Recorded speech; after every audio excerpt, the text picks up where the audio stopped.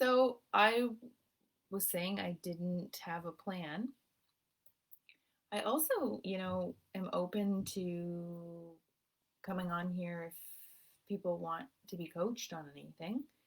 Um, if there's something particularly they want some help working through, I'm open to that. Um, so maybe I'll put that out next time. I'm doing my lives Wednesday at 8 now, and I'm going to remember that next week. Uh, it's the summer, so if I can't do it, I'll try to throw something up saying that for the two people that show up. So, um, yeah. So I was gonna talk about self care. Fucking talk about it all the time. I know. Um, but I was having a conversation with a friend yesterday who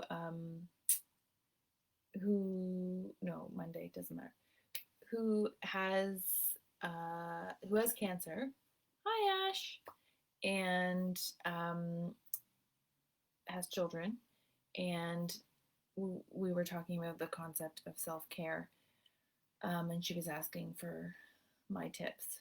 Um, so, in the context, in her context, and in many people's context, um, I think it's important to talk about how self care doesn't need to be capitalist, or it shouldn't be capitalist, and that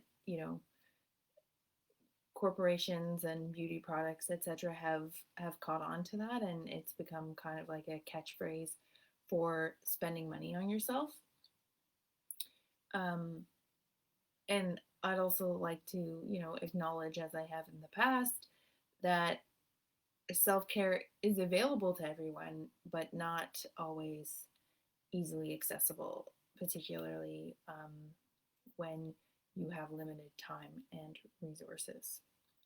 But yeah, self care, just to reiterate, um, doesn't always look like, you know, bubble baths or buying things for yourself. I mean, like, that's okay once in a while, sure. Um, but that's not what I mean when I talk about self care. And I think it's useful to remind ourselves of that. Um, that self-care isn't always fun either. Like, self-care is basically doing anything that advances your physical, mental, emotional well-being, and it can be things like having boundaries and working on your boundaries, or saying no um, to things, or working through some really challenging emotions and spending time with them, and maybe journaling about them or talking to somebody about them. Going to therapy can be self care. Coaching can be self care. Getting coached can be self care. Um, yeah, just having a really like difficult conversation with someone that you need to have can be self care.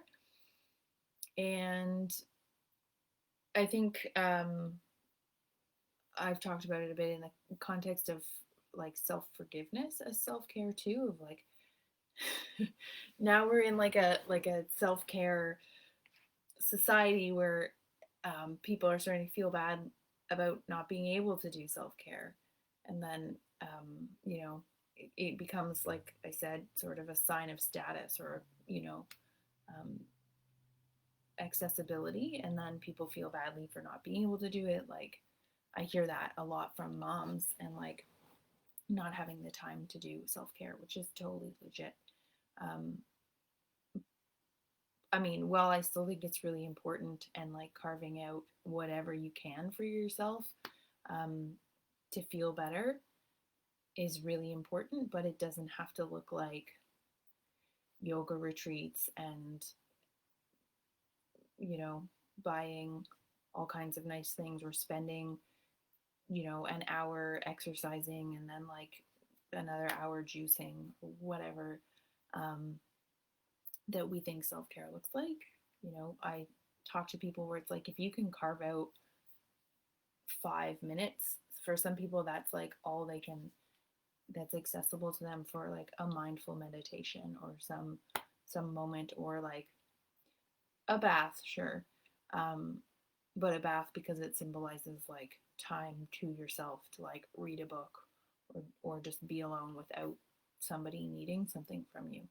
Um, Whatever that is, and wherever you can find it, and offering yourself some forgiveness about not being able to do it in the ways that you think you should, or as much, or whatever.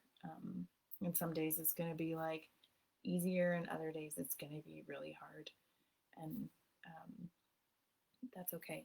Just being kind to yourself about that. The whole point of self care is to feel better, not to feel worse. Um, yeah, and like I said, doesn't entail having to buy things.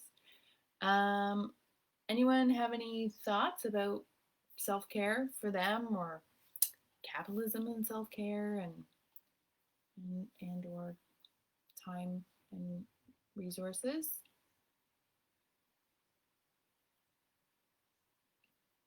No one's there. That's okay. I talk to myself a lot. She's moved on from her genitals. She's on her stomach now. Anyway, um, so I'm gonna call it there. I'll oh yeah, sometimes. Yeah, sometimes what, Ash?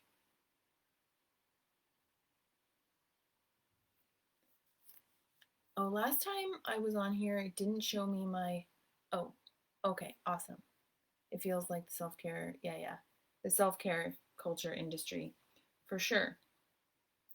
I mean, like, I'm all for if you want, like, buying something nice for yourself if it's something you've really wanted or it's going to make you feel really good. But I certainly think we've created a culture around self care that like equals and equates like money. Um, Businesses have really caught on to that, I think, and it becomes like a catchphrase. And now, even though I talk about self care all the time, I get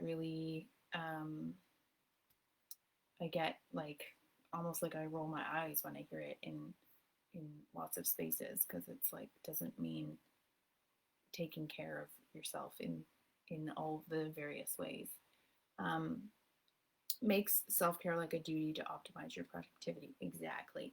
Um, yeah, I actually was writing about this the other day to folks who are on my newsletter about like just having a really terrible day and not being able to do any of the things that I had planned to do. I was supposed to be productive, and I had like a really great work day planned out, and I just like couldn't get myself to do anything because I was feeling all kinds of feelings, and I had to like offer some forgiveness and just sit in those feelings and realize that was my self-care that day, was going to be like doing some journaling and just offering some forgiveness of like it wasn't going to be what I thought it was going to be. um Ash says, and I liked being reminded that self-care doesn't need to be productive or lead to more productivity. Absolutely. um but I do really believe in the sanctity of being kind to yourself and spending quality time being present with yourself. For sure.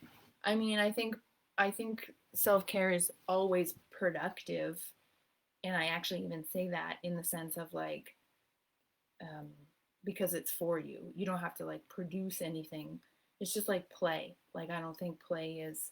I think the whole point of play is to be immersed in something and be present and mindful and experience joy. Um, and but there's nothing that comes out of it, like nothing tangible at the end. It's not like um, doing something to learn a skill. It's just for the sake of it, but it's productive because it's super helpful, and feeling joy is super important to our well-being. And I think um, for a lot of folks, like I say, self-care is productive because for a lot of folks that I coach, like it's really hard for them to do it because they see it as frivolous and like um, you know, putting time into yourself, or when we're talking about pleasure and spending some time experiencing pleasure, um, trying to reframe that as something that's productive, if that's the mindset that people have and need in order to be able to do it, is that it's productive for you. It's for you overall. It's good for your soul, and it allows you to show up in a different way in the world, and it allows you to have a hopefully kinder relationship with yourself. Yeah, yeah, totally. Ash says she likes that I'm widening the scope of what is considered productive. Um, I'm reading these because I'm also on Instagram. Um, yeah, I think for a lot of us, we have trained, and our worth is so tied up in our productivity, and because we grew up in a neoliberal, it's a capitalist society, but um, productivity is broad, right? Like if it feels good for you, then like that's productive, or if it makes you happier and you know perhaps releases serotonin, or you know makes your life better in some way, then I think it's productive. So I think in those ways self-care is super productive. And I mean, and sometimes it is in the traditional sense that it produces something out of it, but for most of the time, just like so many of us have a view that taking care of ourselves in some capacity is frivolous and selfish. So for a few of my clients anyway, we'll have to like change our mind frame to be, what is productive? Okay, this is productive too, and like I show up better in the world if I take care of myself, and I can take care of other people better if I take care of myself. All that stuff. Um, any other any other thoughts?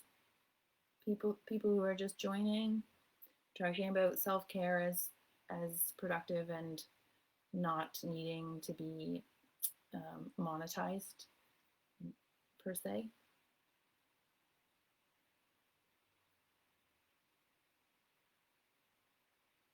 What self care have you done today, or are you going to do?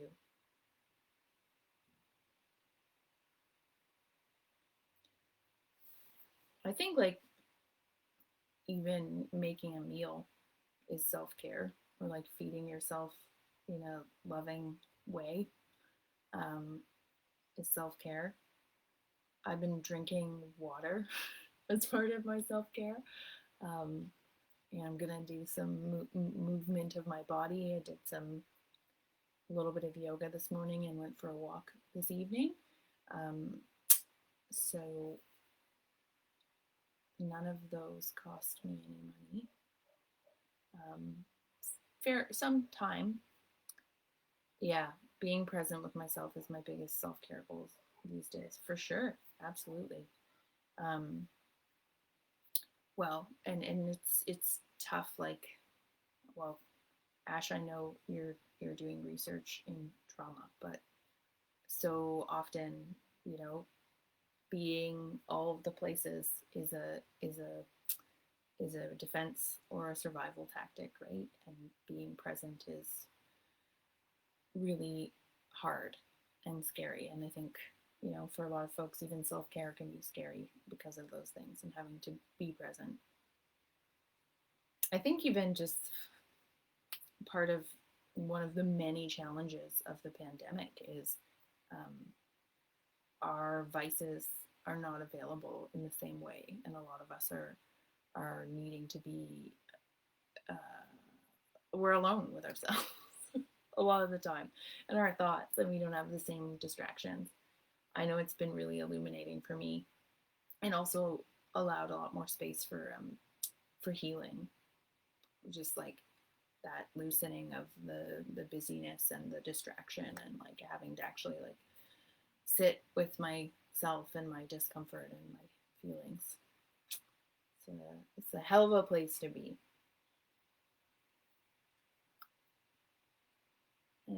Anyone else have anything to say?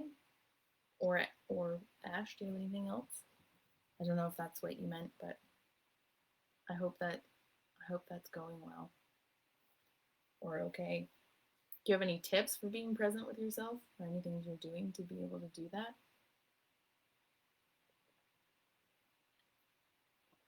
Water, soda water.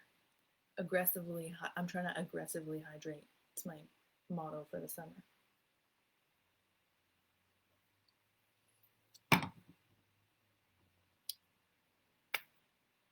No? Okay. Oh, it's nice to see your beautiful face too.